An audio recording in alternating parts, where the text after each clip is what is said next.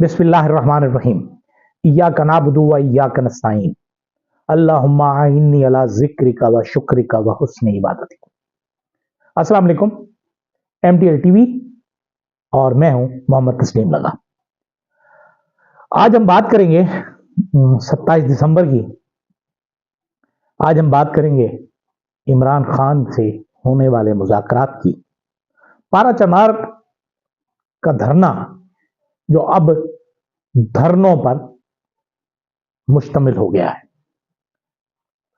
بلوچستان اسے ٹھیک کرنا ہمیں کس طرح ہے، اور DGISPR کی پریس کانفرنس۔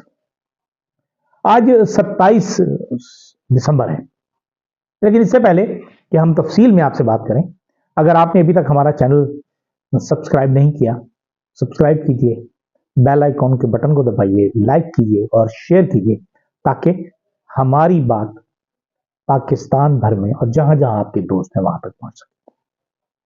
27 دسمبر 2007 شام کا وقت تھا، اور اس دن دو حادثے ہوئے، ایک چھوٹا تھا، اس کی اہمیت دب گئی، اور ایک بہت بڑا تھا۔ پہلا جو حادثہ ہوا وہ ایک ریلی پر فائرنگ تھی، اور وہ ریلی تھی میاں محمد نواز شریف کی۔ انتخابی ریلیاں چل رہی تھیں، اور وہاں شاید 2 یا 3 لوگوں کی جان چلی گئی۔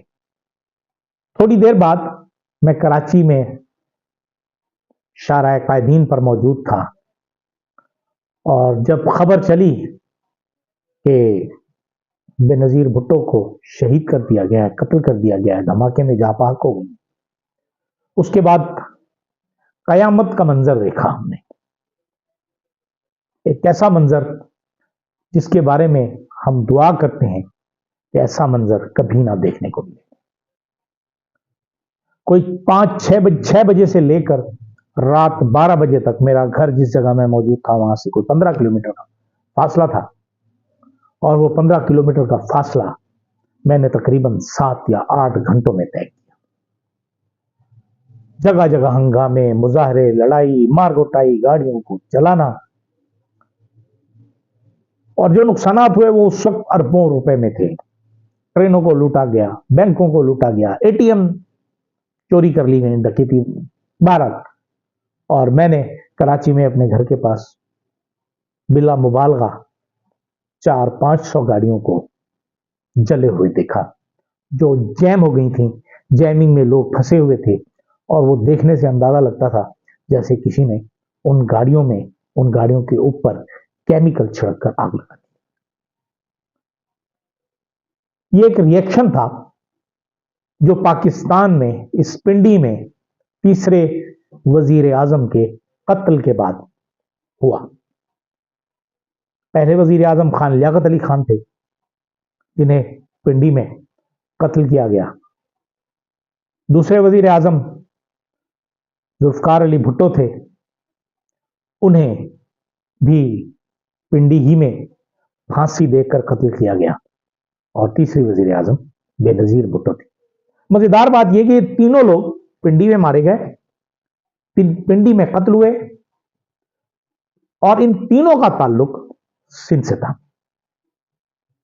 بے نظیر بھٹو کے قتل کے بعد سب سے بڑی بدنصیبی ہماری قوم کی یہ ہوئی کہ پہلے تو لیاقت علی خان اور ذوالفقار علی بھٹو، لیاقت علی خان چونکہ ان کا حلقہ ہی کوئی بیچاروں کا نہیں تھا، وہ کرنال سے آئے ہوئے تھے اور پاکستان کو بنے ہوئے بھی 4 سال ہی ہوئے تھے، اس کی تحقیقات کیا ہونی تھی کہ قاتل کو اسی وقت مار دیا گیا۔ ذوالفقار علی بھٹو کے مخالف اتنے تھے، حکومت مخالف تھی، تو ان کے قتل کا فیصلہ بھی نہیں ہو سکا۔ لیکن بے نظیر بھٹو کے ساتھ سب سے زیادہ زیادتی ہوئی کہ بے نظیر کے انتقال کے کچھ دنوں بعد، بلکہ پہلے تو کچھ دن جو الیکشنز تھے ان کو بڑھایا گیا، ان کی تاریخ آگے بڑھائی گئی، چند دن بعد الیکشن ہونے والے تھے۔ لیکن بدنصیبی یا بدقسمتی بے نظیر کی یہ تھی کہ ان کی شہادت کے بعد، ان کی وفات کے بعد، ان کے انتقال کے بعد، ان کے قتل کے بعد حکومت بھی ان کی پارٹی کی بنی، اور انہوں نے جان بوجھ کر بےنظیر بھٹو کے کیس کو خراب کیا. انصاف ملے گا نہیں ملے گا اس دنیا میں تو اب ملنے کا سوال پیدا نہیں. لیکن یہ بات سوچنے کی ضرور ہے کہ بےنظیر بھٹو جب قتل ہوئی تو اس کے بعد ان کے بینیفیشری کون تھے, وہ کون لوگ تھے جو سب سے زیادہ انہیں فائدہ ہو سکتا تھا, وہ کون لوگ تھے جنہوں نے اس کے بعد فائدہ اٹھایا. یہ بالکل ویسے ہی ہے جیسے کہ الزام تو لگایا گیا پرویز مشرف پر, جنرل پرویز مشرف جو صدر پاکستان تھے اس وقت, لیکن وہ تو اس واقعے کے بعد ان کو فائدہ کچھ نہیں ہونا تھا, وہ تو لوزر تھے, سراسر نقصان میں جانے والے تھے اور نقصان میں گئے. ان کو نقصان پہنچانے والی بہت سی اور قوتیں بھی, کسی پیپلز پارٹی نہیں تھی. اس وقت کے جو جنرل اشفاق پرویز کہنی تھے وہ ظاہر انہیں پسند نہیں کرتے تھے, وہ بھی تھے. پھر جو قوتیں تھیں, جو بین الاقوامی قوتیں تھیں جنہوں نے اس سے فائدہ اٹھایا, یا مقامی پاکستانی حکمران, جن میں اس وقت تو آصف علی زرداری صاحب کا نام بھی لیا جاتا ہے کہ انہوں نے اس سے فائدہ اٹھایا اور اس کے پیچھے نام لیا جاتا ہے. ظاہر ہے جو ناہید خان ہیں وہ بلا شبہ ان کا نام لیتے ہیں, صفدر عباسی لیتے ہیں. تو کیا ہوا کہ پاکستان ایک عظیم مدبر لیڈر سے محروم ہو گیا. آج تک اس کے قاتل کا پتہ نہیں چل سکا. پیپلز پارٹی اس وقت کے بعد سے آج تک سندھ میں تو مسلسل برسر اقتدار ہے. اگر چاہتی تو وہ اس کا انتظام کر سکتی تھی. وہ اسکاٹ لینڈ یارڈ کی ٹیم آئی, پتہ نہیں وہ اسکاٹ لینڈ یارڈ کی تھی بھی یا نہیں, تو وہ بہرحال اسے خراب کیا گیا کیس کو. اور وہ کیا کہتے ہیں کہ میں کس کے ہاتھ پہ اپنا لہو تلاش کروں, تمام شہر میں پہنے ہوئے ہیں دستانے. دوسری طرف اگر ہم دیکھیں کہ عمران خان سے بات چیت شروع ہو چکی ہے. بظاہر تو ظاہر ہے کہ جو پی ٹی آئی کی مذاکراتی ٹیم ہے وہ گفتگو کر رہی ہے مسلم لیگ نون سے یا حکومتی اتحاد سے. لیکن ایک بات جو ہر شخص جانتا ہے, پاکستان کا بچہ بچہ جانتا ہے, ایک عام دیہاتی بھی جانتا ہے, ایک پڑھا لکھا شہری بھی جانتا ہے, ایک بالکل ان پڑھ گنوار شخص بھی جانتا ہے, اور بہت اعلیٰ ترین عہدے پر بیٹھا ہوا شخص بھی جانتا ہے کہ موجودہ حکومت کے پاس کوئی اختیار نہیں ہے. یہ صرف دکھاوے کے مذاکرات ہیں. اصل میں جو بیک ڈور ہے یا پس پردہ بات چیت ہے وہ چل رہی ہے. وہ کیا چل رہی ہے, کیوں چل رہی ہے, ہماری اسٹیبلشمنٹ کیوں مجبور ہوئی.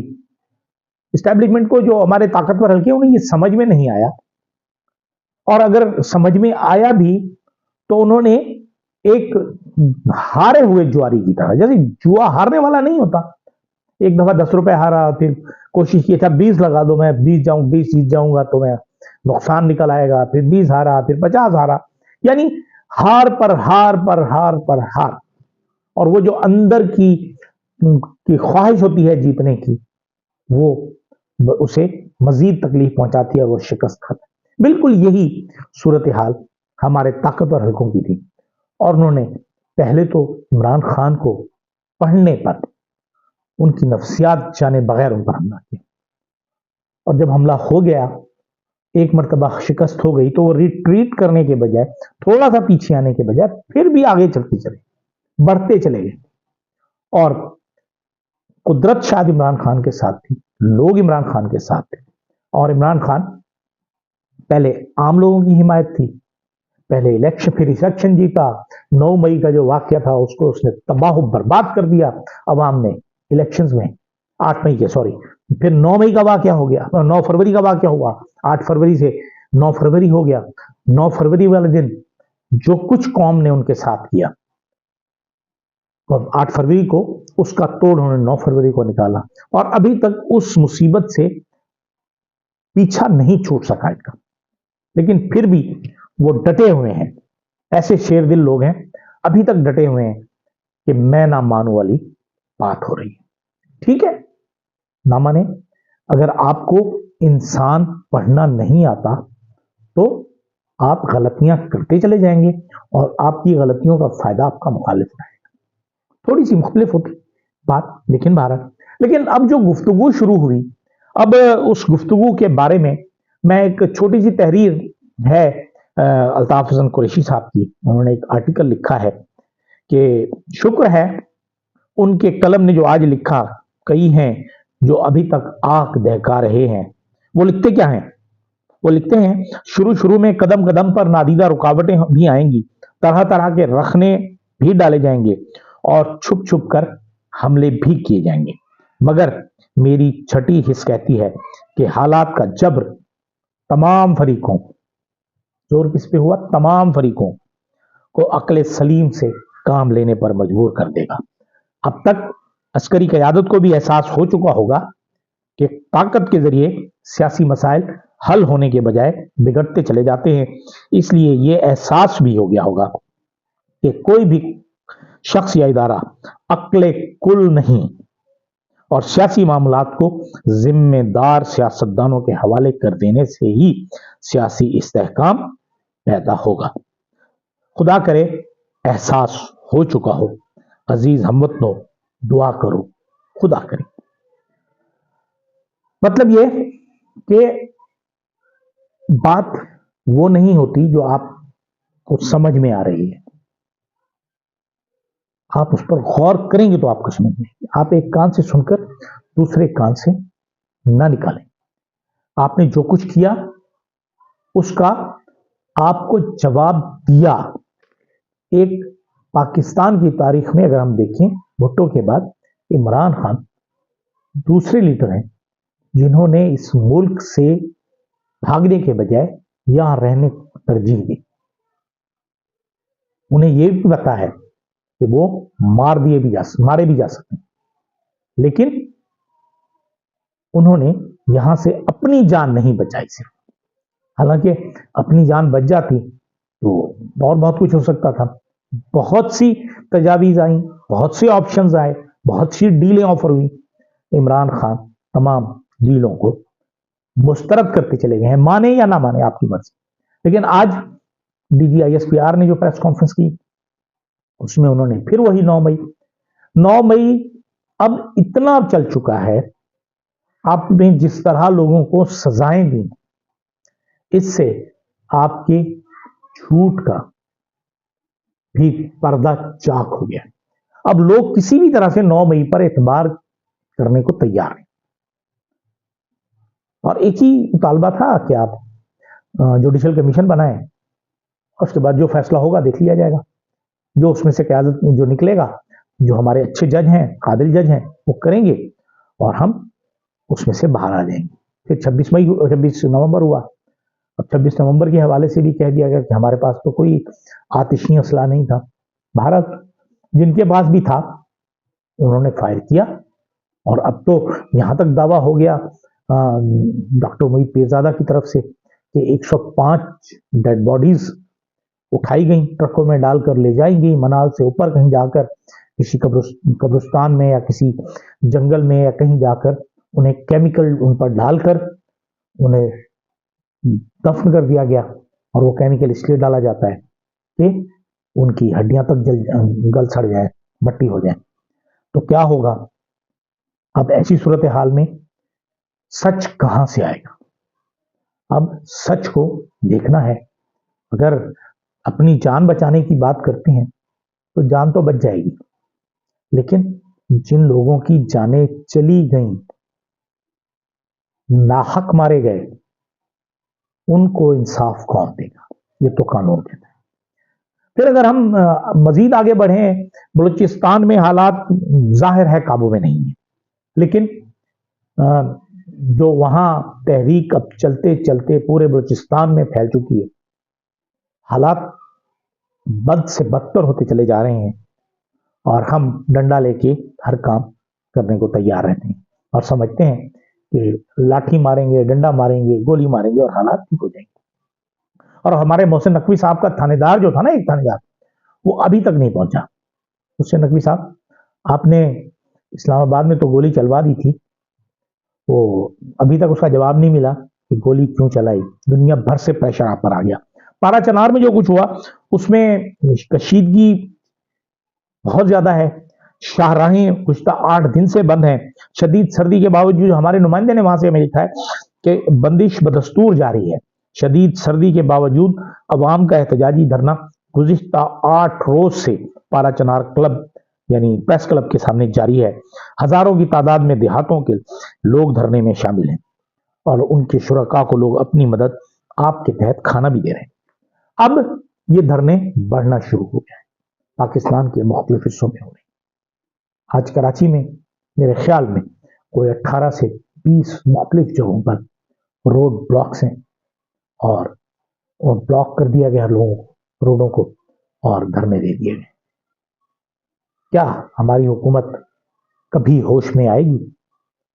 کیا ان اشرافیہ کو، ان طاقتور لوگوں کو، ان اعلیٰ ترین افسروں کو جو ہماری ہی تنخواہ سے، ہمارے ہی پیٹ سے پیسہ حاصل کرتے ہیں، مراعات حاصل کرتے ہیں، کیا کبھی ان کے دماغ میں بھی یہ بات کبھی سمائے گی کہ یہ بھی انسان ہیں، انہیں قتل نہ کرو، انہیں نہ مارو؟ کیونکہ اگر یہ لوگ زندہ رہیں گے، امن و امان کے ساتھ رہیں گے، تو ہمارا ملک بھی ترقی کرے گا، پھلے گا پھولے گا. اجازت دیجیے، اللہ حافظ.